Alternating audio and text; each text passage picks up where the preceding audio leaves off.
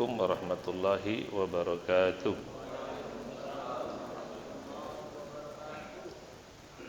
Alhamdulillah.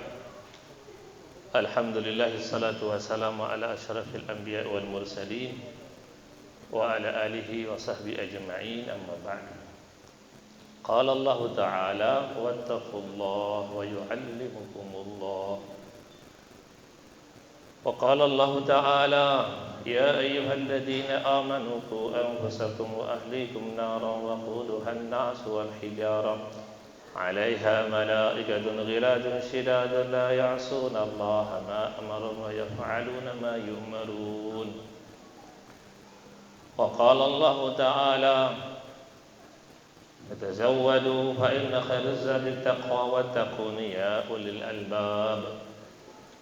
وقال رسول الله صلى الله عليه وسلم في معنى الحديث اسمع شئت فإنك ميت وعمل ما شئت فإنك مجزي به وحب ما شئت فإنك مفارقه أو كما قال عليه الصلاة والسلام. Alhamdulillah, syukur kepada Allah Subhanahu wa taala atas nikmat ibadah yang Allah Ta'ala berikan kepada kita. Semoga kita bisa mensyukurinya, sehingga Allah Ta'ala senantiasa memudahkan kita lagi dan lagi untuk ibadah kepadanya. Perlu kita pahami, nikmat itu banyak. Ada nikmat harta, ada nikmat kesehatan, ada nikmat kehidupan. Namun yang paling besar itu nikmat bisa taat kepada Allah Subhanahu wa taala. Kalau orang punya harta tapi tidak bisa taat, itu malah petaka. Dia hidup tapi tidak taat, itu bahaya hidupnya. Dia sehat tapi tidak taat, itu hidupnya bahaya, hanya mengundang azab dan azab daripada Allah Subhanahu wa taala. Dan juga satu orang mungkin Allah Ta'ala cabut nikmat sehatnya, Allah Ta'ala cabut nikmat hartanya. Tapi kalau tidak dicabut nikmat taatnya, itu enggak ada masalah sebenarnya. Ia akan mendapatkan kebaikan dan kebaikan dunia dan akhirat. Maka apapun ibadah yang Allah Ta'ala sudah berikan kepada kita, baik itu puasa, sholat, zikir dan sebagainya, itu kita jaga baik-baik. Kita jaga baik-baik, kita syukuri dan kita istiqomahkan. Karena nanti kalau kita nggak jaga baik-baik, maka itu bisa hilang. Bisa hilang, bisa ditarik oleh Allah Ta'ala dan digantikan kepada yang lainnya. Ya, Al-Quran itu begitu. Nabi SAW punya orang-orang terbaik, namanya sahabat. Ada Sayyidina Abu Bakar, Sayyidina Umar, Sayyidina Utsman, Sayyidina Ali dan yang lain-lainnya. Orang-orang nomor satu, yang mana orang-orang yang pertama ke surga setelah para nabi alaihimussalatu wassalam. Begitu hebat kedudukan mereka bersama nabi, melihat malaikat, melihat wahyu, melihat langsung nusratullah. Allah tolong nabi itu mereka lihat langsung, mereka ikut dalam kejadian itu. Nah, hadirin rahimakumullah, apa yang mereka takutkan? Wa in tatawallaw yastabdil qauman ghairakum tsumma la yakunu amsalakum. Yang mereka takutkan adalah kalau Allah Ta'ala ingatkan, kalau kalian berpaling, mengurangi pengorbanan, mengurangi ketaatan, mengurangi kesungguhan membantu Nabi Sallallahu Alaihi Wasallam, Allah Ta'ala akan ganti dengan orang yang lain, kata Allah Subhanahu Wa Ta'ala. Dan yang diganti itu tidak akan sama dengan kalian, ya kan? Maka penting sekali itu sahabat takut. Mereka tak takut dengan berjuang dengan agama, kepala mereka lepas, tak takut. Berjuang dengan kelaparan, tak takut. Berjuang tanpa senjata juga tidak takut. Berjuang tanpa baju besi juga enggak takut. Yang kecil juga berangkat zaman sahabat memperjuangkan agama, ya kan? Yang badannya lumpuh juga berangkat, yang badannya pincang juga berangkat, yang enggak ada apa-apa juga berangkat. Harusnya tidak berangkat, tetap berangkat memperjuangkan. Yang perempuan juga berangkat memperjuangkan agama. Apa yang mereka khawatirkan? Yang mereka khawatirkan kalau mereka menunda panggilan Allah, panggilan Nabi Sallallahu Alaihi Wasallam, maka nikmat taat yang Allah beri kepada mereka dicabut oleh Allah Subhanahu Wa Taala. Dan kalau dicabut, takut tidak diberi lagi sampai mereka mati. diberikan kepada yang lainnya. Nabi SAW memberikan contoh Salman Al-Farisi. Dia bukan orang Arab, dari Faris, dari Persia sana, jauh sekali. Nabi mengatakan, kalau ini agama, adanya ada di langit, ada di bintang sana, nggak ada di bumi, maka Sayyidina Salman akan mendapatkan itu agama. Dia lebih kurang meninggalkan negerinya, mencari Allah, mencari agama yang benar, diperjualbelikan 9 kali dijual di pasar, Pak. Lari ke pendeta, selesai pendetanya mati, ganti pendeta berikutnya, mati, ganti mereka berikutnya. Umur memang panjang gitu. Sampai akhir pendeta Nasrani mengatakan, kalau ingin mencari agama yang benar, akan ada nabi akhir zaman. Tinggal di negeri yang banyak pohon kurmanya, dekatilah dia, ciri-cirinya dia dibenci oleh semua orang. Itu nasihat guru Nasraninya yang hampir meninggal. Kau pindah ke, carilah orang itu, kau akan temukan apa yang kau inginkan selama ini, keselamatan dunia dan akhirat. Kesungguhan Sayyidina Salman mencari Allah, mencari Nabi SAW, mencari petunjuk hidup, sehingga melewati negeri ke negeri, meninggalkan rumahnya, meninggalkan keluarganya, sampai diperjualbelikan, diperbudak, nggak masalah. Yang penting dapat siapa? Dapat Allah Subhanahu wa Ta'ala. Kalau kehilangan Allah itu masalah besar. Konon cerita dia juga putra mahkota ketika itu. Putra mahkota, berarti anak orang kaya. Semuanya dia punya, kekayaan, wanita, tahta, kegagahan dia juga punya. Namun tanpa Allah, tanpa Islam gak ada gunanya. Malah petaka yang besar. Bersama Nabi sampai ke negeri Madinah, sampai negeri itu ketemu dengan Nabi Muhammad sallallahu alaihi wasallam. Ciri-cirinya kata pendeta itu, apa ciri dia seorang nabi yang benar? Dia tidak menerima sedekah, dia hanya menerima hadiah saja. Allahu Akbar. Setelah negeri kurma dia temukan, dia coba, dia kasih sedekah kepada Rasulullah SAW. Nabi tolak, maaf aku tidak makan harta sedekah katanya. Datang lagi membawa hadiah, terima kasih hadiah. Apakah sadaqah anta Rasulullah? Benar engkau Muhammad utusan Allah Subhanahu wa Ta'ala.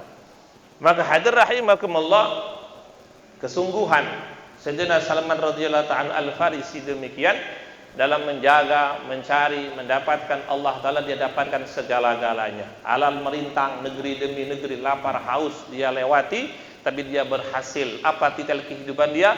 Radhiyallahu anhum wa radu anhu. Allah ridho kepadanya.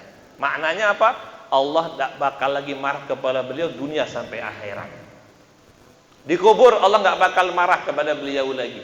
Di mahsyar juga nggak bakal marah. Semua sahabat Nabi SAW telah menunjukkan akting terbaik mereka hidup di dunia untuk taat kepada Allah Ta'ala. Salatnya mereka nomor 1, tahajudnya nomor 1, qobliyah ba'diyahnya nomor 1, puasanya nomor 1, berjuangnya nomor 1, khatam Qurannya nomor, semua serba nomor 1. Baik infaknya juga nomor 1, nggak pernah mundur sama sekali. Berhasil mereka menyenangkan Allah Ta'ala, sehingga ketakutan kubur, kengerian mahsyar tidak akan menimpa para sahabat sama sekali. Kata alim ulama hadirahimakumullah, ketakutan mereka kepada Allah sudah penuh di dunia, sudah habis di dunia, sehingga mereka nggak lagi takut dengan akhirat Allah Subhanahu wa Ta'ala.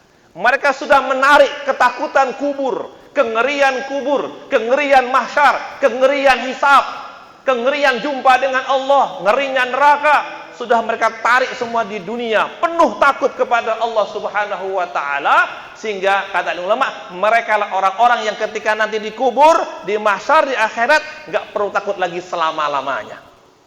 Sebaliknya hari ini manusia tak takut dengan Allah. Dia tak taat, dia tak takut. Dia masbuk, dia tak takut. Dia nggak istighfar pun tak takut hari ini manusia. Dia salahnya banyak, tidak istighfar juga nggak takut. Oke, nggak takut sekarang. Nanti ketika sakratul maut kelihatan ketakutan dia. Ketika dia nggak mau takut dengan Allah, nggak mau takut dengan hisab, nggak mau takut dengan kubur, nggak mau takut dengan neraka, ya silahkan. La ikraha fiddin. Tapi lihat, akan ada ketakutan penuh yang akan menimpa dia. Fi sakratil maut. Dan ketika mau mati, semuanya serba ada. Tapi ketakutan dia seperti nggak ada sama sekali yang dia punya, ya. Jadi kengerian dan kengerian sampai dikubur, gelap makin gelap, ngeri makin ngeri, dan masanya panjang lebih panjang. Bagi orang yang taat kepada Allah, satu hari akhirat berbanding 1000 tahun dunia yang taat kepada Allah, satu hari akhirat berbanding 50.000 tahun ukuran dunia. Lama sekali. Hari ini dibalik, bagi orang yang puasa maghrib itu lama, yang nggak puasa maghrib itu nggak ada lama sama sekali. Besok dibalik, hadirin Allah, orang yang taat, kubur yang minimal 40.000 tahun lamanya akan dia tinggal di sana seperti pengantin baru.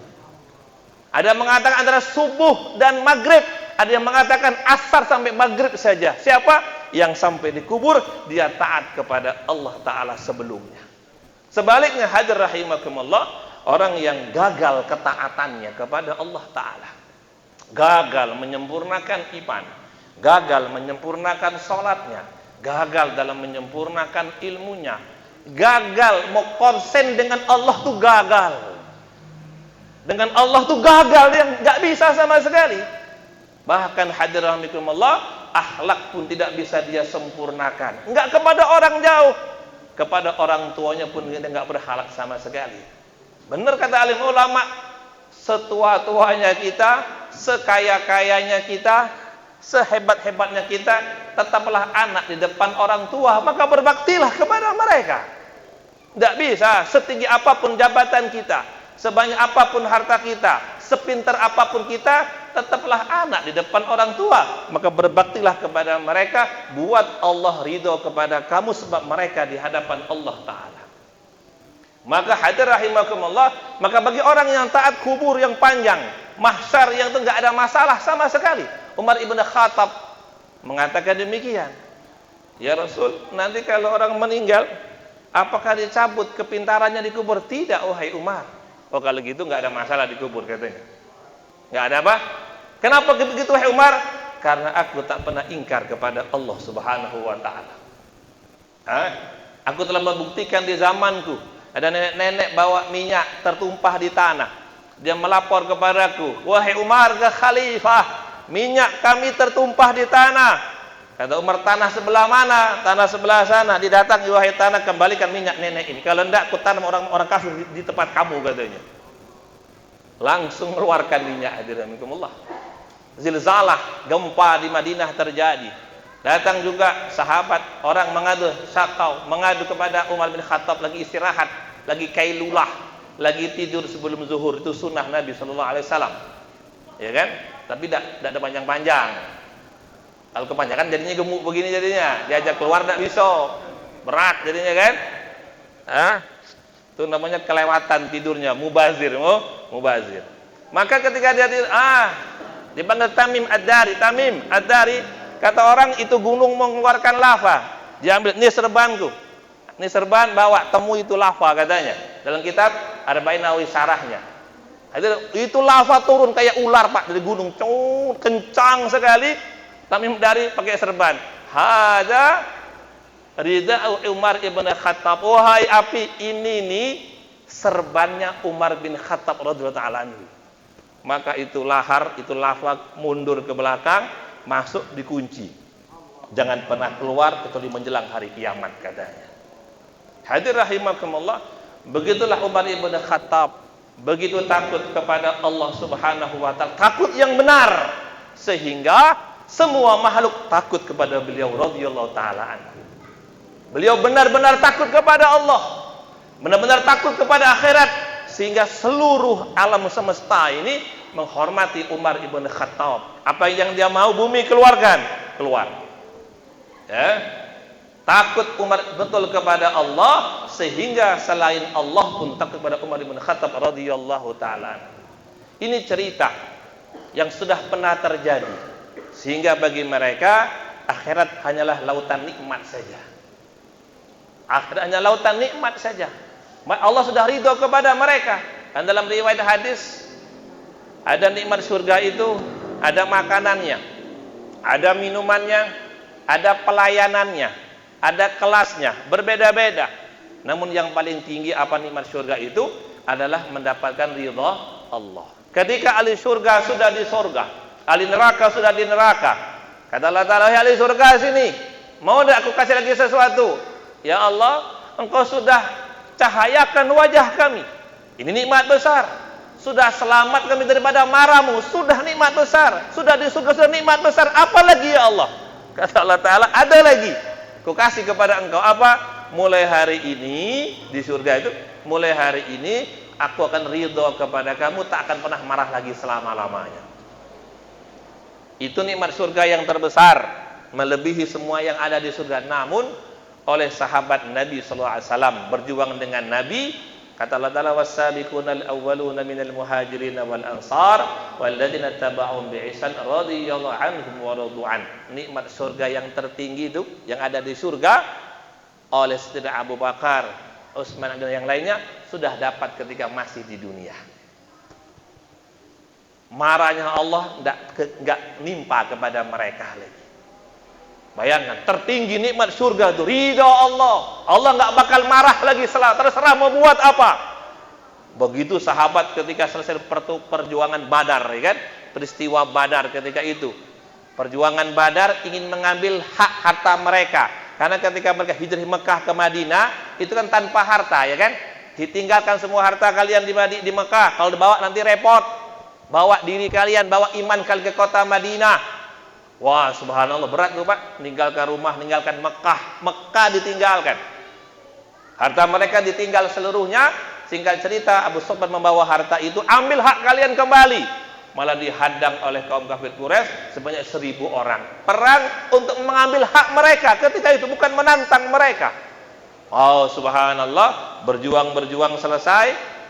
Agama hidup, kata Nabi SAW, ya Allah, kalau hari ini orang Islam tidak engkau tolong, engkau tidak akan disembah lagi selama-lamanya. Tolong kami ya Allah.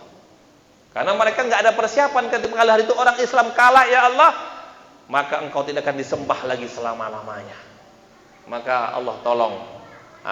Allah turunkan malaikat 3000 malaikat. Harusnya satu orang Islam melawan 3 orang kafir, dibalik oleh Allah Ta'ala, 1 orang kafir melawan 3 orang malaikat. La ilaha illallah. Sedangkan kaum Lut yang begitu maksiat, Allah yang utus 1 orang malaikat tok, diangkat ke langit, banting ke bumi, selesai. Tapi sahabat Nabi SAW, 1 orang sahabat dibanting 3 malaikat. 3 malaikat malah 1 orang ingkar ke bawah. Kenapa begitu banyak? 1 malaikat cukup. Apa maknanya? Ta'ziman lahum, karena Allah sangat menghormati para sahabat Nabi SAW. Kenapa dihormati oleh Allah? Mereka nomor 1 dalam perjuangan. Enggak mau masbuk, enggak mau tinggalkan bangun malam, enggak mau tinggalkan zikir, enggak mau tinggalkan khatam Quran. Mereka iri dalam kebaikan. Ya Rasul, itu orang kaya itu dia bisa, dia juga sholat. Kami puasa, dia juga puasa. Cuman dia bisa berjuang, bisa sedekah, kami tidak ya Rasul. Iri dalam perjuangan dalam amal agama. Nah, kata Nabi, kalau gitu habis sembahyang jangan kabur dulu. Habis sembahyang zikir ya. Subhanallah 33, alhamdulillah 34 akan mengalahkan pahala mereka. Mereka amalkan. Setelah diamalkan, maka orang-orang kaya, orang-orang Madinah melihat, kenapa sahabat Muhajirin kok enggak langsung balik? Biasanya langsung balik. Oh, punya zikir, didengarkan, ikut. Ya Rasul, mereka ikut berzikir juga ya Rasul. Kata Rasulullah, itu anugerah Allah yang Allah berikan kepada orang yang Allah Ta'ala kehendaki saja. Nggak bisa diirikan lagi. Iri, perjuangan. Ya kan? Ada berlomba-lomba, ada yang khatam 1 Quran 1 tahun, ada yang 1 Quran setahun 2 kali, ada yang sebulan sekali, ada yang 20 hari sekali, ada yang 10 hari sekali, ada yang seminggu sekali, ada yang 3 hari sekali, ada yang 2 hari sekali, ada yang sehari sekali, ada yang sehari 2 kali, sehari 8 kali khatam 30 juz. Untuk apa? Biar Allah Ta'ala tuh bangga dan percaya bahwa aku hambanya yang baik kepadanya. Biar Allah Ta'ala percaya aku ini setia kepada Allah. Bayangkan kalau sehari Ibnu Khatib mengatakan aku khatam Quran sehari 8 kali khatam. Sehari baca 30 juz 8 kali. Tanya Pak Ismail nih, pernah di Bertam Ramadan 2 tahun yang silam, 1 taraweh 30 juz, 1 malam 30 juz. Sama Pak Dayat. Gimana Pak rasanya Pak, kakinya Pak? Mau lepas gak kira-kira? Malam 17 Ramadan, 1 malam itu dari Isya sampai subuh tembusnya 28 juz. Bukan satu tarawih 2 juz, satu malam tuh 30 juz. Kayak kaki tuh mau lepas dengan sendirinya. Itu rekaman terbaik insya Allah di hadapan Allah Subhanahu wa taala. Enggak hanya dengar, enggak hanya baca, pernah mempraktekkan. Sayyidina Utsman begitu. Sayyidina Utsman sahabat Nabi, menantu Nabi sallallahu alaihi wasallam, mesti tiap hari khatam Quran 30 juz dalam satu rakaat salat witir saja mereka. Kebiasaan mereka begitu. Hadirin rahimakumullah, itu semua dilakukan oleh orang soleh zaman dahulu. Agar apa? Cinta Allah awet kepada mereka. Sehingga ridho Allah bersama mereka. Tak mau mundur sama sekali. Hidup ini cuma sekali inilah. Tak mungkin 2 kali. Sekalilah kita hidup, singkatnya singkat sekali, maka pilihlah yang terbaik. Apa itu? Ridho Allah Subhanahu wa taala. Ampunan Allah Subhanahu wa taala. Ada orang ke timur mencari harta, silakan. Ke mana lagi tuh? Ke timur barat mencari tahta, silakan. Ke utara mencari pangkat, ya silahkan. Tapi carilah ridho Allah taala. Di mana kita berada, buat Allah bangga kepada kita. Bahwa Allah taala, bahasanya tuh seakan-akan ibu kita tuh dia tidak gagal melahirkan kita. Sukses. Kenapa? Kita menjadi anak yang berbakti. Allah taala mengatakan, laqad khalaqnal insana fi ahsani taqwim. Kita itu ciptaan paling elok, paling sempurna, paling keren. Yang bilang langsung Allah taala. Lalu tampakkan kalau HP paling keren tuh maka paling canggih, ya tak? Ya kan? Kalau HP enggak keren tuh enggak canggih dia. Ada HP 20 juta, saya hampir punya. Tapi tidak jadi. Boleh kan bilang hampir kan? Ya kan? Tidak bohong tuh, hampir punya. Kurangnya berapa? Masih kurang 19 juta ya itu. Kurangnya banyak niat. Hampir niat kan boleh ya kan? Hampir punya. Namanya hampir. Ya kan, yang punya 19 juta juga hampir kurang 1 juta. Yang punya 1 juta juga hampir kurang 19 juta. Sama-sama hampir, sama-sama tidak punya, tapi kan hampir. Jadilah ya. Hadirin rahimakumullah, semakin canggih itu HP, maka kegunaannya semakin mudah dan cepat. Begitu juga kita itu, walaupun kecil mengalahkan hebatnya langit, mengalahkan hebatnya bumi. Bahkan kata ulama, langit dan bumi bisa taat kepada manusia. Bahkan ada ulama, semua malaikat itu pembantu manusia. Allahu Akbar. Seluruh malaikat itu pembantu manusia. Tukang nyatat, kasih rezeki, kadang-kadang tukang gebukin juga tuh, tukang gebukin tuh malaikat. Pelayan saja hanya mereka itu. Di mana manusia dia datang, menjaga, mengawasi, memeriksa, melayani manusia. Kayak bayang-bayang. Di mana ada bayang-bayang ada kita, ada bayang-bayang. Di mana kita ada malaikat, Allah utus untuk melayani kita. Lalu hadirin rahimakumullah, maka kalau kita baik, maka proyek Allah taala berhasil. Kenapa Allah marah kalau kita nggak taat? Seakan-akan kita menggagalkan proyek Allah taala. Mata nggak melihat yang baik, melihat yang buruk. Tangan dia memegang yang buruk, nggak megang yang baik. Proyek Allah taala gagal. Seakan-akan demikian.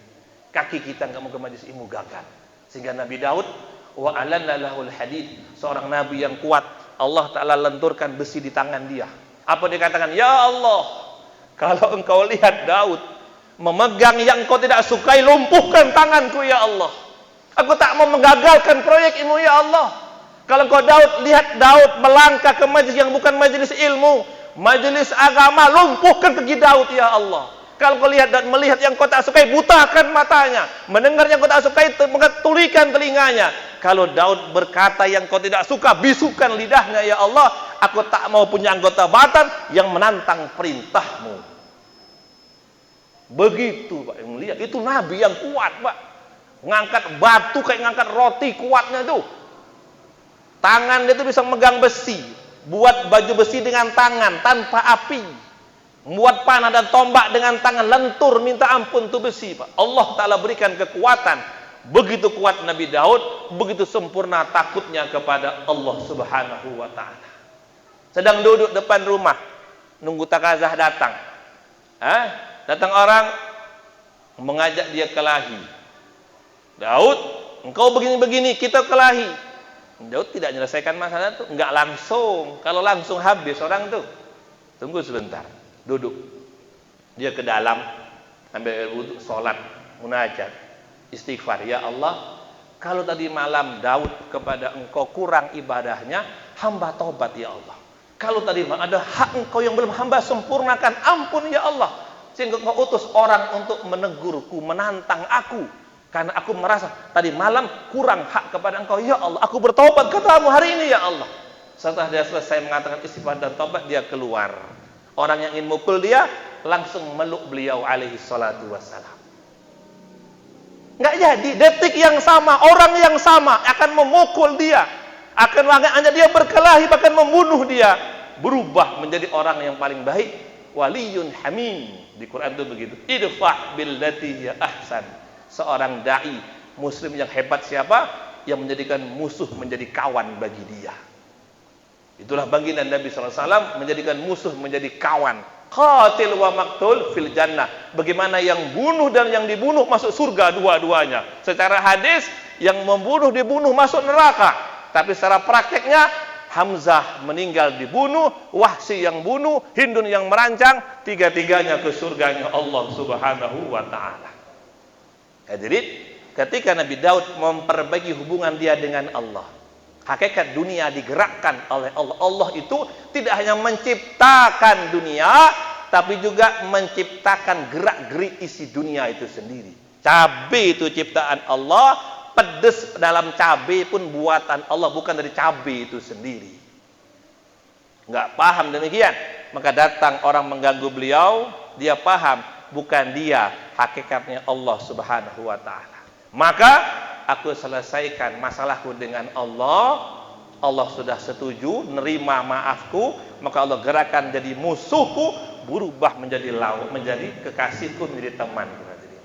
Hari ini begitu juga, sama. Kita punya orang tua, kita punya adik, kita punya kawan, ya kan? Bagaimana semuanya menjadi teman terbaik kita, menjadi orang yang akan menyelamatkan kita dunia dan akhirat. Maka selain kita baik, ada tugas berikutnya, apa itu? Bagaimana kebaikan itu bisa menular kepada yang lainnya. Insyaallah ya, ya kan? Jadi apa namanya? Ibadah alhamdulillah nilainya besar, tidak cukup itu. Hari ini banyak orang yang apa namanya?